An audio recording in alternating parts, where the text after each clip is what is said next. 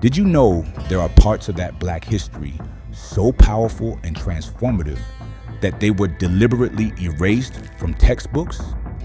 This is the hidden Black history that they are terrified to teach in school. But why would anyone fear history? Maybe because truth, when uncovered, can rewrite everything we thought we knew about freedom, power, and justice. After the abolition of slavery, millions of newly freed Black Americans expected liberation. Instead, what they found was a new kind of prison, built not with iron bars, but with laws, fear, and silence. The Jim Crow era wasn't just about segregation. It was a system designed to keep Black people powerless, economically, politically, and socially. Imagine finally being free, yet forbidden to learn, vote, or even walk through certain streets. But here's what they don't tell you in school. Freedom didn't make Black Americans victims. It made them visionaries. Across the South, hidden towns began to rise, built by Black hands for Black families. Ever heard of Rosewood, Florida? It was a thriving, self-sufficient Black town in the early 1900s, until it was burned to the ground. In 1923, its people hunted like criminals for a crime they didn't commit. Blacks were massacred by white mobs. The survivors scattered. The town was wiped from maps. How many students today even know it existed? And what about Black Wall Street in Tulsa, Oklahoma in 1921? A symbol of Black excellence, wealth, and independence, filled with doctors, lawyers, business owners, people who turned oppression into opportunity, until one rumor sparked one of the deadliest massacres in American history. Hundreds killed, 35 city blocks burned to ashes, and for decades, silence. History books didn't even mention it. Why? Because it shattered the myth that Black people couldn't build greatness. Now imagine this. While cities like Tulsa were rising from the ashes, another silent revolution was happening. This led to another movement, massive and quiet, that was already reshaping Black America. It was called the Second Great Migration. Between 1940 and 1970, over 5 million Black men, women, and children packed up their lives and left the South behind. But why did they leave? Because the South was a prison without bars. The Jim Crow laws kept them chained to poverty, fear, and violence. So they fled to the North, the Midwest, the West, chasing a dream of freedom and opportunity. But when they arrived, what they found wasn't freedom. It was a different kind of cage. Cities like Oakland, California were booming during World War II, flooded with people looking for work in war industries. Yet, for the new Black residents, racism followed like a shadow. The police were almost entirely white. Out of 661 officers, only 16 were Black. Can you imagine living in a community where those meant to protect you call you as a threat? They were forced into rundown neighborhoods, denied good jobs, and locked out of higher education. It was like escaping one storm, only to walk straight into another. Years of pain and exclusion built pressure that was about to explode. In 1966, that explosion finally came. 3 young men, Huey P. Newton, Bobby Seale, and Elbert Howard, decided they'd had enough. They formed something that terrified those in power, the Black Panther Party for self-defense. Their mission was simple but bold: protect Black lives from police brutality and demand equality through power and unity. Picture it: Black Panther members following police cars through neighborhoods, notebooks in one hand, legally carried rifles in the other. They weren't criminals. They were watchers, documenting injustice, quoting the law word for word, daring officers to be accountable. But the sight of armed black men and women standing up for their rights, that shook America to its core. When the Panthers escorted Malcolm X's widow, Betty Shabazz, through the San Francisco airport in 1967, armed and unafraid, the world took notice. Some called them heroes, others called them dangerous. The government chose the latter. That same year, California passed the Mulford Act, backed by then-Governor Ronald Reagan, making it illegal to openly carry loaded firearms. But make no mistake, this law wasn't about safety. It was about control. It was designed to disarm the Panthers and silence their defiance. Yet they refused to stop. Instead of backing down, they shifted focus from self-defense to community survival. They launched over 35 social programs, free education, legal aid, medical clinics, and even shoe drives for struggling families. But one initiative stood out above all: the Free Breakfast for Children program. It started small in Oakland in 1969. Just a few volunteers and a few hungry kids.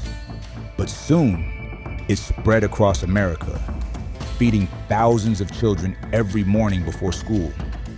Imagine the impact. Millions of meals served, millions of young minds nourished, while the government looked on, embarrassed that ordinary citizens were doing their job better than they ever had. And that's when the real war began. By the late 1960s, the Black Panther Party had become more than just a movement. It was a symbol of power, pride, and possibility. Their voice echoed through cities like New York, Chicago, and Los Angeles. Their message spread across the ocean, inspiring activists in Japan, France, Germany, and even South Africa. The world was watching, and so was the FBI. To the people, the Panthers were protectors. To the government, they were a threat. In 1969, FBI Director J. Edgar Hoover made it official.